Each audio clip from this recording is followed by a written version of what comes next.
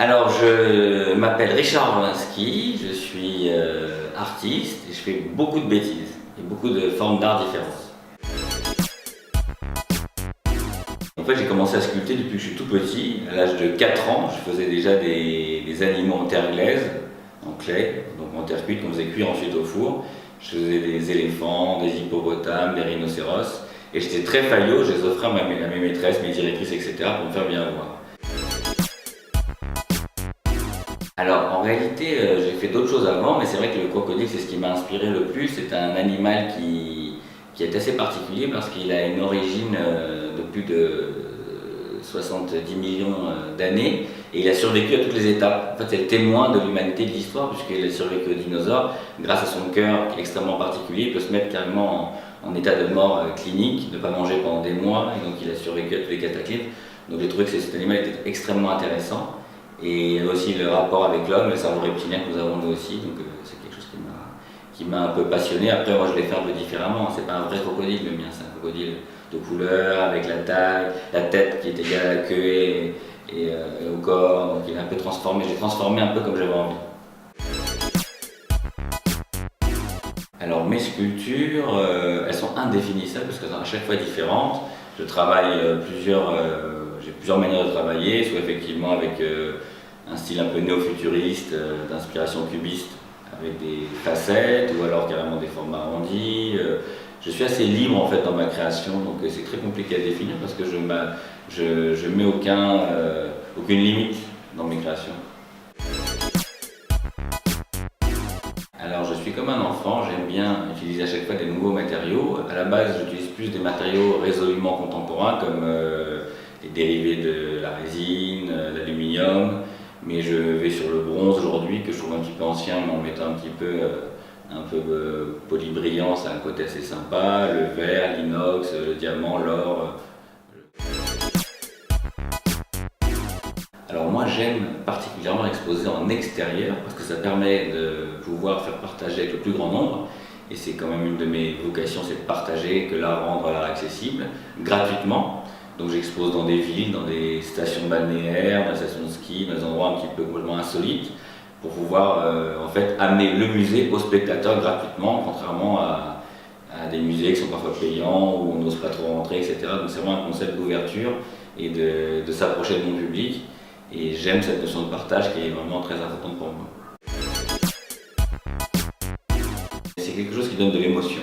Si on a réussi à capter ou donner de l'émotion, moi je travaille beaucoup avec les enfants, et quand les enfants ils vont, on parlait de crocodile tout à l'heure, ils vont nourrir ou donner ou toucher ou donner à manger au crocodile, c'est une sculpture réussie parce qu'il y a une émotion, il se passe quelque chose entre l'être humain qui est l'enfant et la sculpture. Donc ça c'est une sculpture réussie, c'est qu'elle a donné quelque chose, une petite émotion, une vie en tout cas, il s'est passé quelque chose.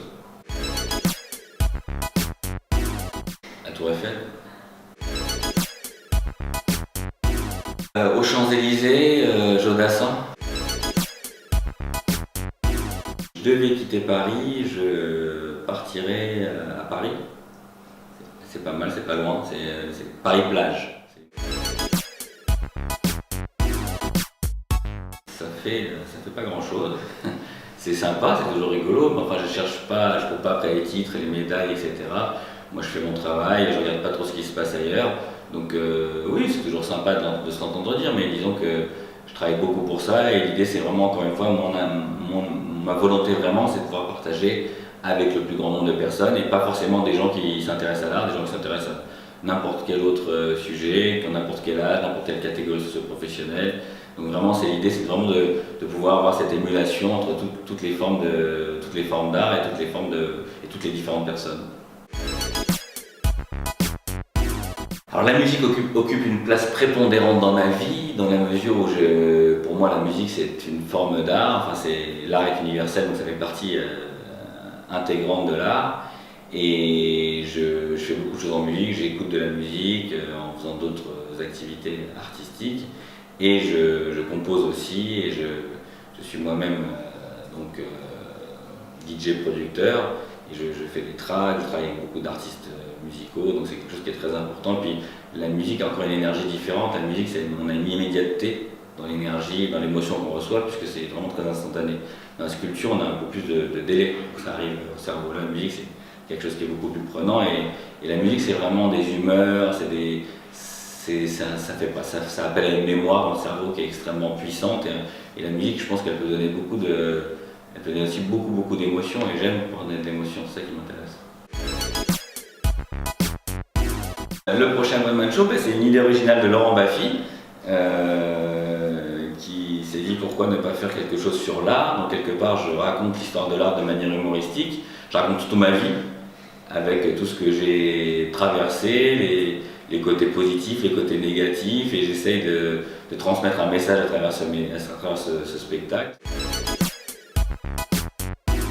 Il y a un restaurant qui est parisien, que j'aime bien, qui s'appelle Kinugawa, qui est un restaurant japonais qui fait un peu de la fusion food.